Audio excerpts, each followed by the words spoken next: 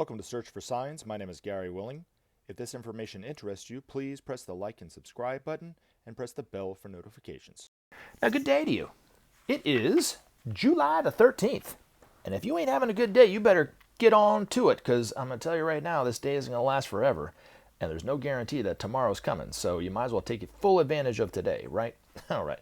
So I do have some questions to cover in this video. And as I like to say at the beginning of every video, I like to open an invitation for anyone who wants to ask a question about Maitreya, the Masters of Wisdom, about what you might have heard on one of my videos or whatever, you want more clarification, even if it's already been asked before. I won't bite your head off.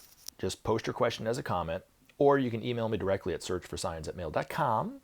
And then in the next video, I will answer it as best I possibly can. How about that? Will that work? Now, before I get into the questions and the comment, a couple comments that I'm going to cover in this particular video, I do want to ask, does anybody recognize who this man is in the picture in the background of this video? Anybody? Is there anybody out there? Nope. I'll give you a hint. See that big smile on his face? What do they say about people that have huge smiles that are huge, genuine smiles on their face? They're happy, right? Well, Maitreya's name literally means the happy one. So that is actually Maitreya. That is how Maitreya looked in Hyde Park right before the United States invaded Iraq. He was one amongst hundreds of thousands of protesters protesting the invasion, calling out what he called calling out the lies. And he even called Tony Blair, Tony Blyer. But in the end, I mean, pretty much all our politicians, we could refer to them as Blyers. That's for sure. But, and the reason why he was so happy was because it moved him so much to see people marching for peace. And Maitreya, that's his modus operandi, is to be one among all of us, not to stand out really, not to be anything special, but to be one of us. And so he helped lend his weight to that protest. Typically, I can't say every single time, but pretty much most of the time when there's a peaceful protest around the world of a certain, larger number of people, sometimes even small numbers, like the times that I've seen him at smaller protests, but he's there, lending his voice quietly, gently, for change. And that's how he's going to do it. People always ask, and it kind of leads me to the first comment that I want to talk about. Why is he on TV not claiming to be Maitreya? Why am I not pointing him out? And so what this person said is, this is all marketing BS. Notice how they never, I guess they're assuming me, state who they actually think is Maitreya.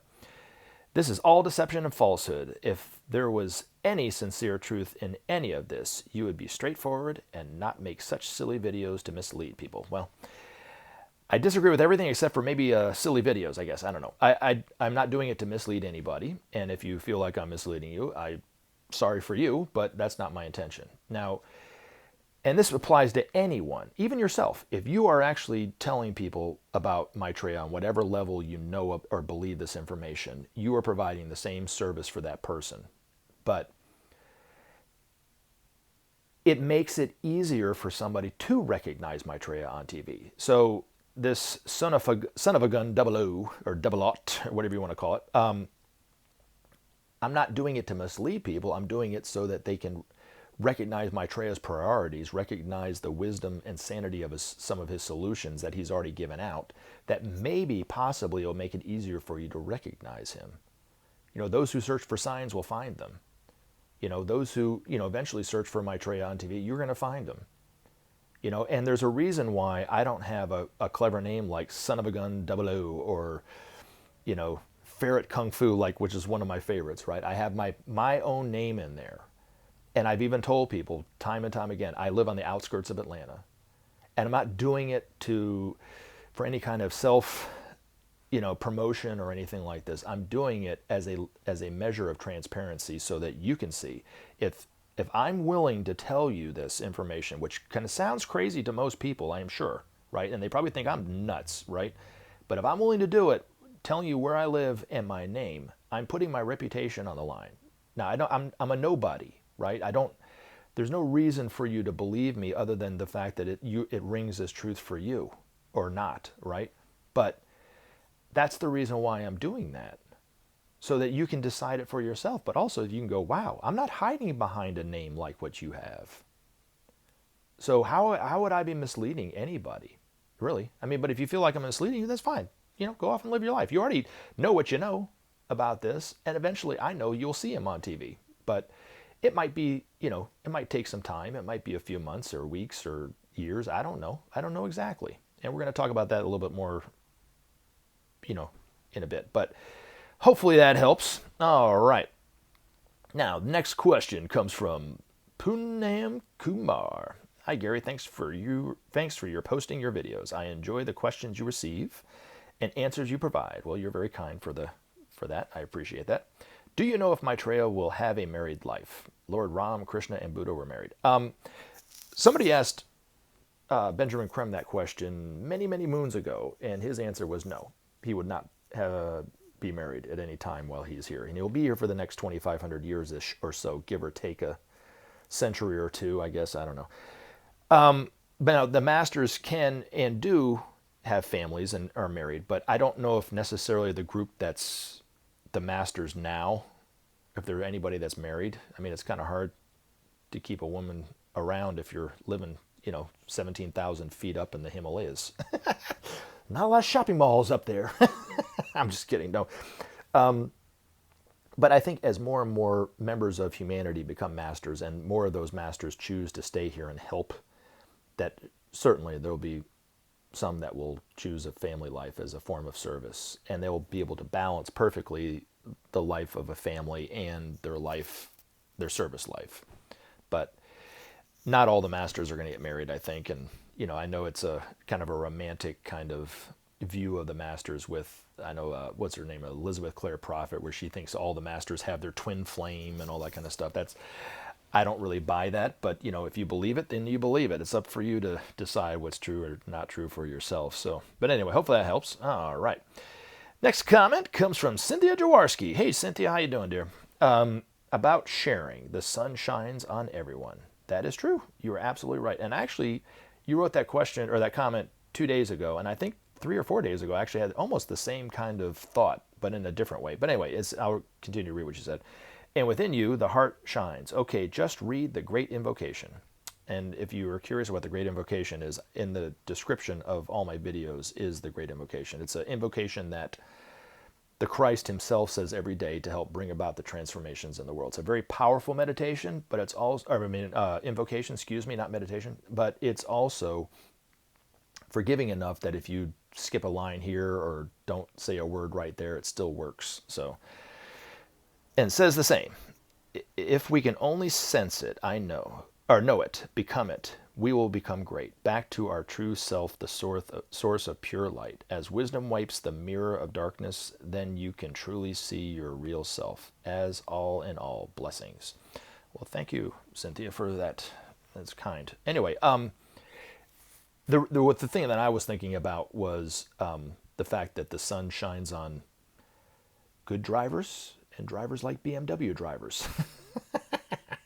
I'm kidding. No, I mean, God is impartial, right? And I think about that a lot, that, God is impartial. The sun shines on all of us. And it's even in the Bible, it says it, right? So anyway, that was just kind of the way I was thinking about it. So I don't know if that's exactly what you were thinking about, but anyway. Now, I do want to segue into the Master's article. Now, there's 3 parts to this article. It's about health and healing, kind of the cause of disease and the esoteric cure for diseases and so forth. And I'm going to read part 2 first because I think it pertains to what's going on today with COVID more so than the first one. And then if, time permits and we eventually, I might, and it just, the spirit moves me, I guess, I'll go back and I'll read the first one. But I think it's okay to read part 2 because it, like I said, it just kind of, I think it kind of speaks to what's going on. And no one's really asked me this, but it is my YouTube channel, so I can say kind of whatever I want, really. And it's up to you to believe it or listen to it or whatever, or turn it off, or it's up to you. Anyway, I think that the coronavirus is not going anywhere for a while.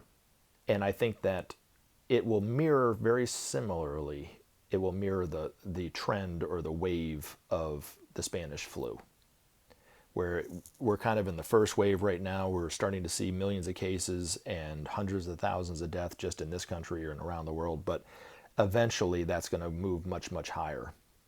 And it was supposed to, all the quote unquote experts were saying that, except for one that I knew, or one that I heard, he was a doctor, Michael Osenhofer, I think is what his name. I can't remember his last name, and I should have looked it up before I started talking about it. But anyway, it doesn't really matter.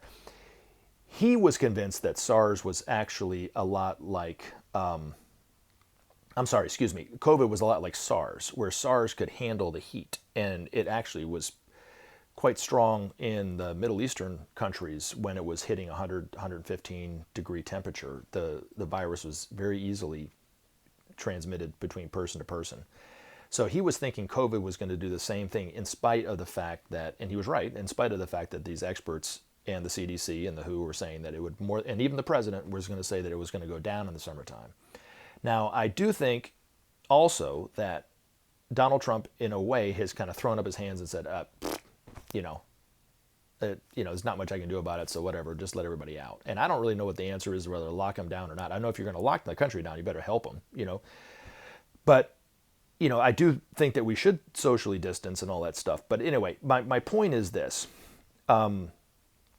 There was a guy that came into where I worked about a week or two before the lockdown. And I wasn't really taking it very seriously until I actually listened to what this guy said and took it to heart. But he came in and he didn't touch anything. He just looked very somber. And I remember seeing the guy before. And every time I've seen him before, I've always said, have I seen you at such and such a place? And no. Did I see you when I used to work over here? I used to play music at this. And I can't remember how many times I've seen this person, but it's maybe a half a dozen times that I've seen him over the course of the last 20 some odd years. It's like I don't know. I just feel like I've met him before. And every single time I try to pinpoint where I've seen him, he always told me no. Now this time that I saw him in March, he comes in to where I'm working. And he looks very sad and kind of somber. And I almost said the same thing to him, and I kind of refrained from asking if I had seen him before. This time I just asked him, are you okay? And he goes, this is bad, man. This is really, really bad. And I knew what he was talking about. And I said, are you talking about the coronavirus? And he goes, yes. Now, I didn't necessarily believe this. I was just kind of throwing it out there because this is basically what people were wanting to believe. But I said, they were saying it's going to be gone in another week or two or a month or so, and it's going to be over, right? He said, no, this is going to be with us for a while. And then what he said that really kind of shook me out of my malaise was, he said, this was going to be the single biggest thing that will happen in our life. It will even top 9/11. And my response to that was, get the hell out of here. What are you talking about? Because, everyone talks about 9/11 even to this day. Never forget, all that kind of stuff, all that emotional sentimentality that they have over it and so forth. Well, he was right. And even now I think he's right. But I'm of the opinion that people are being affected by this disease now, but they might not be affected directly by it. So therefore they can still assume that they are immune to it or will not be touched by it. And that's the reason why I think that either that's one response that people are having where they don't seem like they care. The other one I think is it's so overwhelming and scary to them that their only defense mechanism is to ignore it, right? Then you got other people who are taking it seriously and so forth. But, I'm thinking I'm of the humble opinion that by the time this is all over with, every man, woman, and child on this planet will be directly affected by this virus. Whether it is each one of us get it, or one of us gets it, or it maybe dies, or gets really, really sick, or one of our loved ones, it happens to one of our loved ones, or we lose a job because of it, or so forth. It's going to affect every single person on this planet without exception, is my opinion of it. This is just like I said, I hope I'm wrong, but anyway, this is just what I think. And the selfishness that we're seeing today in all aspects of our life, because of this disease, and because of Maitreya and the masters of, here, and especially Maitreya already teaching us on TV, unbeknownst to the humanity, but teaching us that within the next year, maybe 2 years, I don't know, we will be living in a totally different world, a world where we see the more of the truth of it. It might not be perfect, but we will be seeing life more as we really are, which is what we're one family.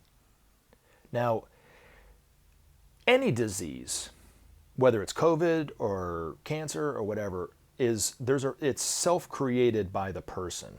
Now, then you multiply it by the whole planet, right? This is a global planetary karmic event that's going on. And I do think, and if you listen to what the master says in this article, he talks about how disease is the wrong identification, but it's also the wrong between us and our souls, but also the wrong identification between us and our brothers and sisters. And a friend of mine, a very close friend of mine, pointed out that pandemics have historically happened right after the time of a long war. So even the Spanish flu happened right after or right during, kind of toward the tail end of World War I, right? Well, we've been at war. This whole world has been at war for over a decade now, over the quote-unquote war on terrorism and so forth. And it would just make sense that if that's the case, that we would be experiencing another global pandemic.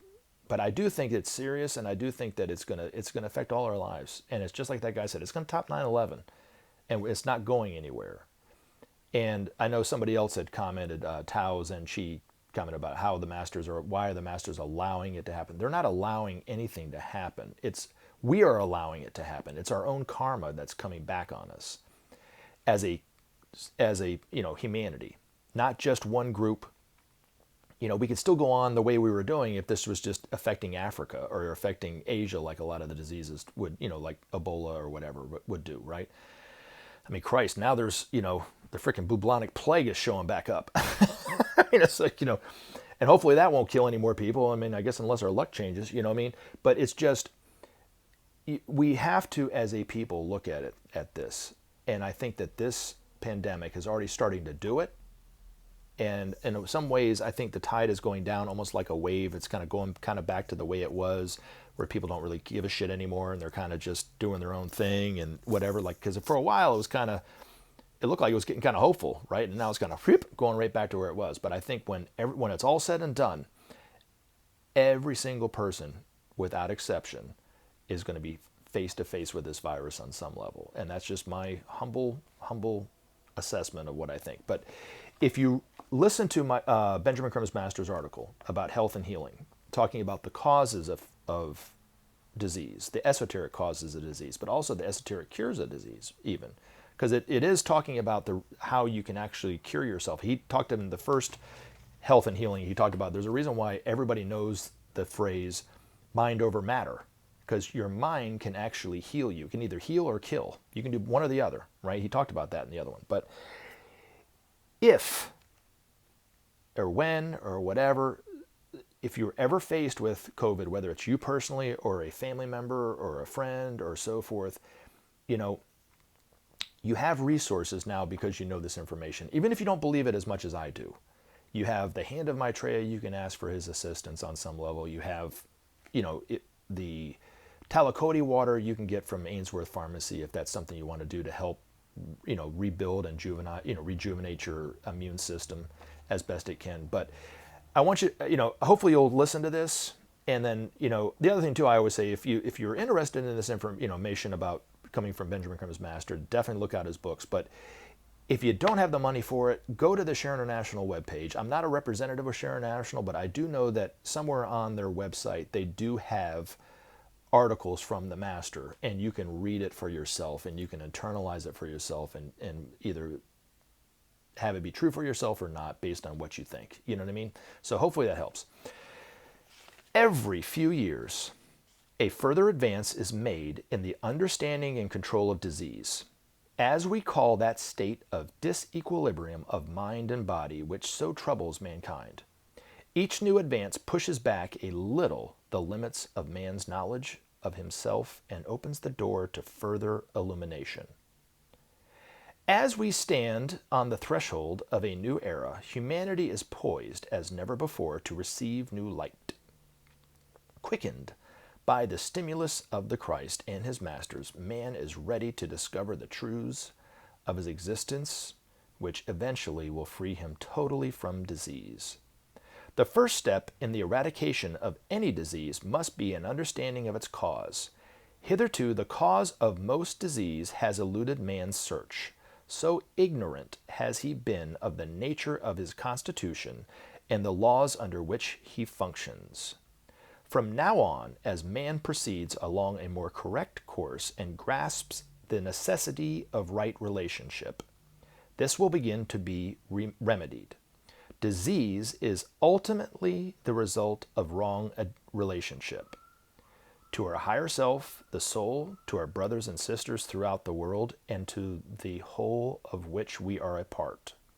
By the misuse of soul energy, we set in motion the causation.